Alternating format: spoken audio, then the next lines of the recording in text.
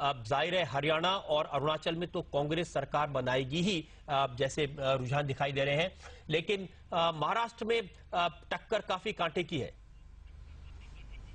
हाँ, लेकिन मैं आपको यकीन दिलाता हूं कि महाराष्ट्र के अंदर भी हम ही लोग सरकार बनाएंगे।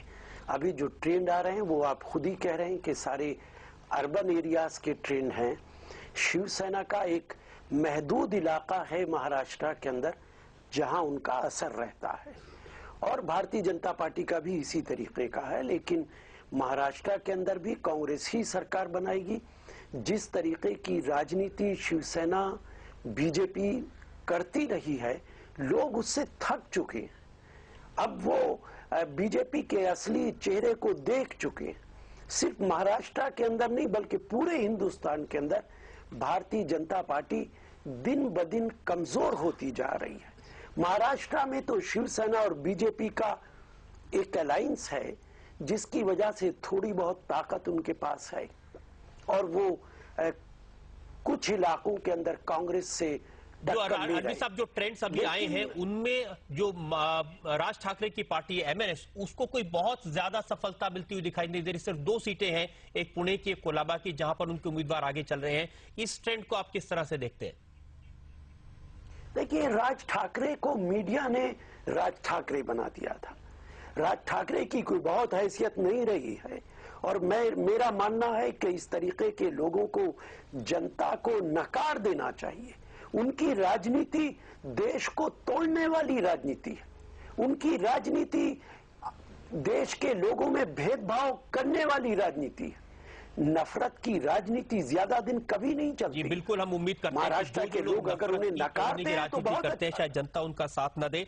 एक बार टैली यशवंत बता दें दर्शकों को। महाराष्ट्र में तकरीबन 60 सीटों के आसपास कांग्रेस ऑलरेडी पहुंच चुकी है, और शिवसेना बीजेपी 40 से थोड़ा ऊपर 43 के पास में अटकी है। एमएनएस केवल 2 सीटों पर आगे चल रही, जिसमें से 1 सीट पुणे में है और 1 सीट मुंबई में है। अन्य के खाते में 13 सीटें जाती दिख रही है। बहुत महत्वपूर्ण है। ये कौन है ये जो 13 सीटें हैं, इनमें ज्यादातर मेरा अपना मानना है कि रेबल कैंडिडेट्स हैं। कुछ कैंडिडेट छोटी पार्टियों के हैं, जिसमें पीडब्ल्यूपी और एसएसएस, बाकी बहुत ही छोटी छोटी पार्टियां हैं जिनके उम्मीदवार हैं। बीएसपी का अभी तक कोई खाता हमको खुलता हुआ कहीं पर भी किसी भी राज्य में नहीं दिखा है। अभी तक कोई बीएसपी के खाते में ट्रेंड सामने नहीं आया। कांग्रेस अब 61 पे है, बीजेपी शिवसेना 47 पे है। और कुछ उम्मीदवारों के बारे में आपको बता दूं, विले पार्ले से शिरीष पारकर पीछे चल रहे हैं, नारायण राणे कुडाल से आगे चल रहे हैं, नागपुर में कांग्रेस से सतीश चतुर्वेदी पीछे चल रहे हैं, शिवसेना के आदेश भांडेकर माहिम में आगे चल रहे हैं, सांगली में कांग्रेस के मदन पाटिल आगे हैं,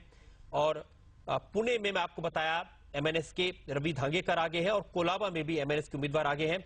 बड़े बड़े जो नेता हैं, मेवला से छगन भुजबल, बारामती से अजित पवार और भोकर से अशोक चव्हाण, ये तीनों के तीनों आगे चल रहे हैं। इन सब के अलावा एक बहुत महत्वपूर्ण ट्रेंड जिसके ऊपर हमारी निगाह लगातार बनी रहेगी, वो ये कि महाराष्ट्र का इलेक्शन भले ही मुंबई रीजन और राज ठाकरे के परफॉर्मेंस पे डिसाइड हो जाए, भले ही उससे यह तय हो जाए कि मुख्यमंत्री की कुर्सी पे कौन बैठेगा, लेकिन बहुत ज्यादा महत्वपूर्ण है विदर्भ और मराठवाड़ा के वो इलाके जहां पर बड़ी तादाद में पिछले कुछ सालों में किसानों ने आत्महत्याएं की हैं। और साथ में यह बताना बहुत जरूरी है कि पिछले 3 चुनावों में, जिसमें लोकसभा और विधानसभा के ट्रेंड शामिल हैं, लगातार एनसीपी और कांग्रेस ने यहां पर मुंह की खाई है। लगातार उनकी सरकार के खिलाफ गरीबों ने और जो किसान हैं उन्होंने वोट दिए हैं। अगर रोकूंगा, हरियाणा के ट्रेंड अगर आप देखें तो कुछ तस्वीर बदलती नजर आ रही है। 8 सीटों पर कांग्रेस आगे है, लेकिन 4 पर बीजेपी और चौटाला की पार्टी 4 पर आगे चल रही है। ये भी हरियाणा में मैं बताऊंगा रजत जी कि जिस तरह से जो ट्रेंड है वो शुरुआती नतीजे, शुरुआती रुझान ये हरियाणा के अर्बन इलाकों से हैं। ग्रामीण इलाकों से अभी नतीजे आने बाकी हैं। वहां से जब ट्रेंड्स आएंगे तो ज्यादा स्थिति स्पष्ट होगी। हम महाराष्ट्र की जो बात कर रहे थे, ये शायद लगातार तीसरा चुनाव होगा अगर कांग्रेस और एनसीपी को महाराष्ट्र के 2 बहुत महत्वपूर्ण मराठवाड़ा और विदर्भ के इलाके, जो बहुत पिछड़े इलाके हैं, वहां पर अगर सफलता नहीं मिलती, वहां पर हार मिलती है, तो एक बहुत बड़ा प्रश्न चिन्ह लगेगा, क्या कांग्रेस इस जीत को वास्तव में उस तरह से सेलिब्रेट कर सकती है? मैं कुछ और ट्रेंड्स आपको बता दूं दर्शकों को। बांद्रा वेस्ट से कांग्रेस के बाबा सिद्दीकी पहले राउंड में आगे चल रहे हैं। खड़गवासला से एमएनएस के रमेश बंडले, ये तीसरी सीट है जहां पर खड़गवासला जहां पर एमएनएस के उम्मीदवार आगे चल रहे हैं, और कोलाबा में अब एमएनएस पीछे हो गया, यहां कांग्रेस के उम्मीदवार आगे चल रहे हैं। महाराष्ट्र के गंगाखेड़ सीट से बीएसपी आगे है, एक सीट है जिस पर बीएसपी आगे चल रही है। महाराष्ट्र के गंगाखेड़ सीट है जहां पर बहुजन समाज पार्टी के उम्मीदवार आगे चल रहे हैं, और इस्लामपुर से जयंत पाटिल आगे चल रहे हैं। और दो ट्रेंड और हमारे पास में है। गोहगर से रामदास कदम आगे चल रहे हैं। ये सीट बहुत इंपॉर्टेंट थी क्योंकि यहाँ पर बीजेपी के अंदर वर्चुअल फूट थी, बहुत तगड़ी सीट, लेकिन रेबल कैंडिडेट्स के चक्कर में सीट इधर उधर हो सकती है। औरंगाबाद ईस्ट से राजेंद्र डरडा आगे चल रहे हैं। राजेंद्र डरडा कांग्रेस के वरिष्ठ नेता हैं और महाराष्ट्र में बहुत बड़े न्यूज ग्रुप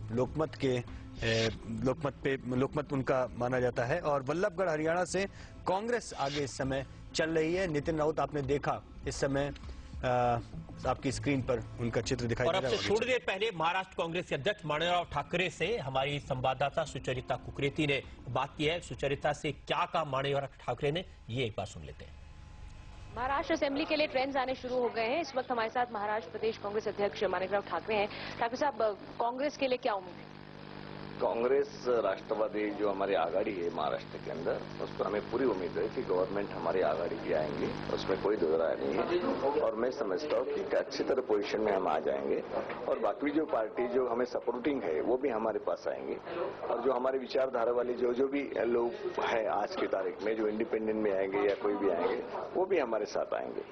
तो हम गवर्नमेंट बनाएंगे, इतना पूरा विश्वास के साथ मैं कहता हूँ। ये सही है? बागी उम्मीदवार हैं, उन्हें जिनकी जीतने की आस है, उनको मनाने की प्रक्रिया शुरू भी हो गई है? सर, बागी को मनाने की आज कुछ मुझे नहीं लगता कि कोई जरूरत है।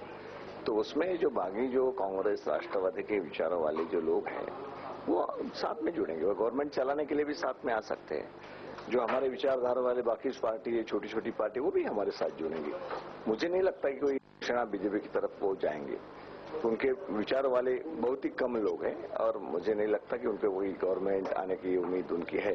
कांग्रेस और राष्ट्रवादी गवर्नमेंट लाएंगी और पूरी तरह हम सत्ता में आ जाएंगे। शरद पवार ने कहा है कि उनकी सीटें एनसीपी की कांग्रेस से बहुत कम आने वाली है इस बार। कांग्रेस को कितने आते हुए देख रहे हैं और एनसीपी को?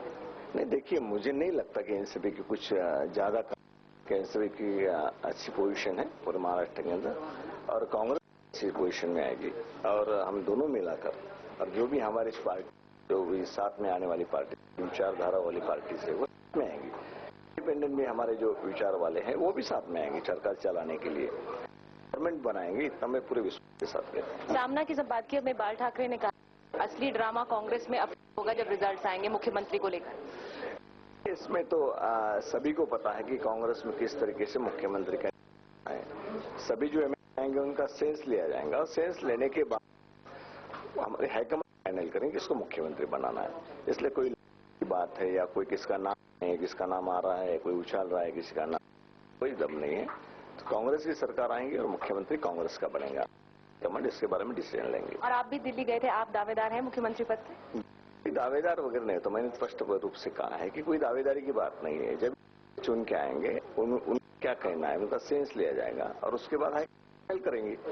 कोई इसका दावा नहीं होता कि मेरा दावा है और मुझे बना, कोई ऐसा कुछ नहीं होता है। अभी सभी को पता है कि अगर नहीं होते हुए भी सब एक कॉन्शियस डिसीजन लेता है कि हमारे फाइनल होता है नाम। चलिए, बहुत बहुत धन्यवाद। माणिकराव ठाकरे, जिनका कहना है कि साफ तौर पर कांग्रेस एनसीपी की सरकार बनेगी और साथ ही साथ मुख्यमंत्री का फैसला आला कमान ही करेगा। Sujata Kukreti, India TV, Mumbai.